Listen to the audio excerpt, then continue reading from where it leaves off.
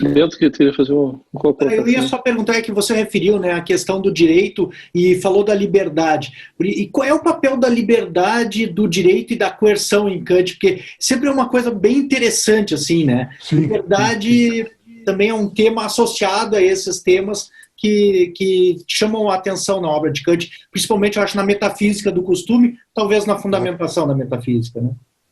Se você pensar, ele vai dizer lá que a liberdade não precisa ser demonstrada, porque ela está dada, né? A liberdade é. Ponto. Ela não precisa que você demonstre. Não existem procedimentos de justificação para a liberdade. Mas se a liberdade está dada, então tudo dela deve partir no que toca à afirmação de uma filosofia prática. E nessa questão da metafísica dos costumes, quando ele traça a distinção entre deveres éticos e deveres jurídicos, é muito claro.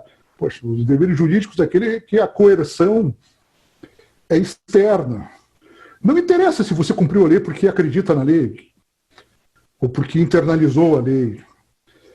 O importante do direito é que, se você não cumprir a lei, haverá uma coerção externa que te fará cumprir a lei. Se não cumprir, vai sofrer uma sanção. Esse é o direito. O direito opera justamente nessa lógica em que o fator de cumprimento, de coerção, ele é exterior ao indivíduo. Já a doutrina da virtude, né, a Tugendler, vai dizer que os deveres éticos são aqueles em que a coerção é interna. Os mecanismos são exatamente iguais, só que um vem de fora, outro vem de dentro. Então, a legalidade da doutrina da virtude ela é muito parecida com a do direito. A única diferença é que a coerção ela se dá pela internalização das regras e pela, digamos, autossanção, né, que a ética acarreta. É muito interessante. É interessante isso, porque isso aí é uma rigidez incrível, né? Assim, não fosse ele prussiano, né? O conceito de dignidade da pessoa humana e o conceito de dignidade em Kant. Claro, há um conceito moral em Kant, aqui nós estamos falando de conceito jurídico, né? Há diferenças, mas há uma fundamentação, há uma ligação desses conceitos. Esse é um tema, a gente teria que pegar a fundamentação da metafísica dos costumes e começar ali, o procedimento é quase colocar um tijolinho depois do outro ali. Mas essa é uma discussão bem grande assim, na literatura que comenta a obra de Kant. Mas sim, assim, eu me inclinaria pela ideia de que a dignidade jurídica é um conceito e a dignidade inata, moral decorrente da liberdade é outra, que precede. Tá? E que isso impede que certas proposições relativas a tortura, enfim, a determinado tipo de pena, sejam consideradas no âmbito de uma legislação. Isso é até um ponto, porque eu gostaria de ter estudado mais isso, e tenho a ideia de fazê-lo um dia.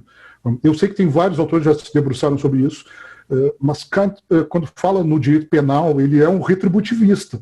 Isso faz sentido, porque ele é quase matemático, ele está falando de quantidades. Se você procedeu a um dano, esse dano tem que ser reposto, para que o equilíbrio seja reposto. Então, há uma espécie de lex talionis que fica muito evidente no texto. Então, se matou, tem que morrer. Ele diz isso expressamente, inclusive dessa maneira. Né? Inclusive porque a vida é algo tão incomensurável que a única maneira de repor aquilo que você tirou é tirando a vida do outro. A gente estava falando da questão da antropologia e se Kant era pessimista em relação à natureza humana.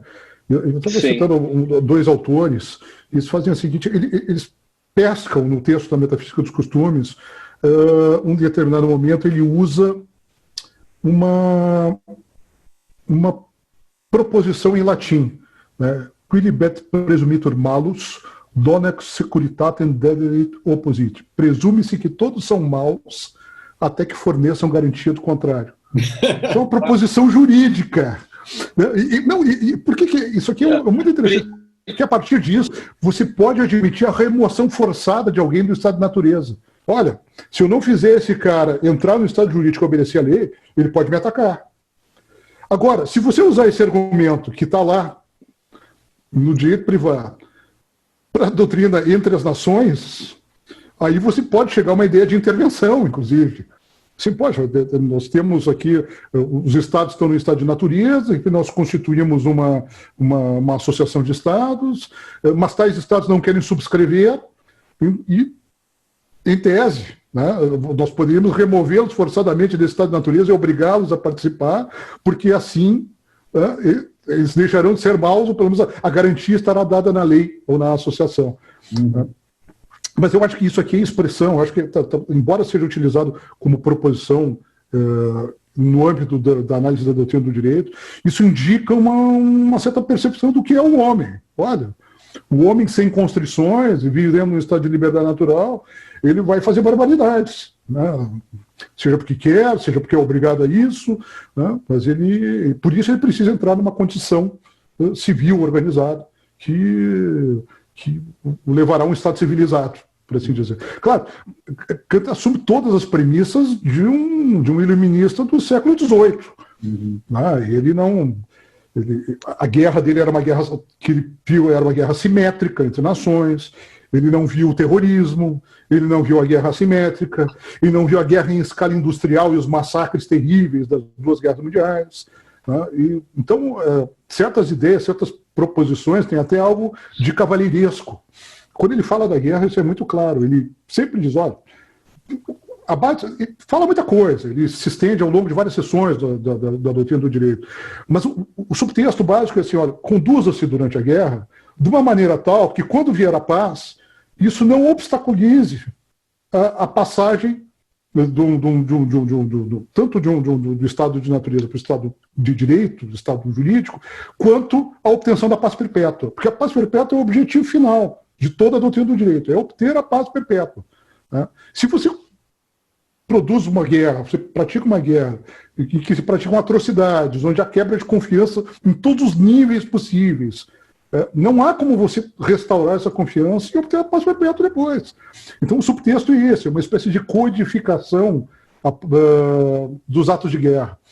E, de certa forma, a Organização das Nações Unidas tentou fazer isso depois de 45. Olha, você não pode usar espião, você não pode usar gás venenoso, você não pode escravizar pessoas.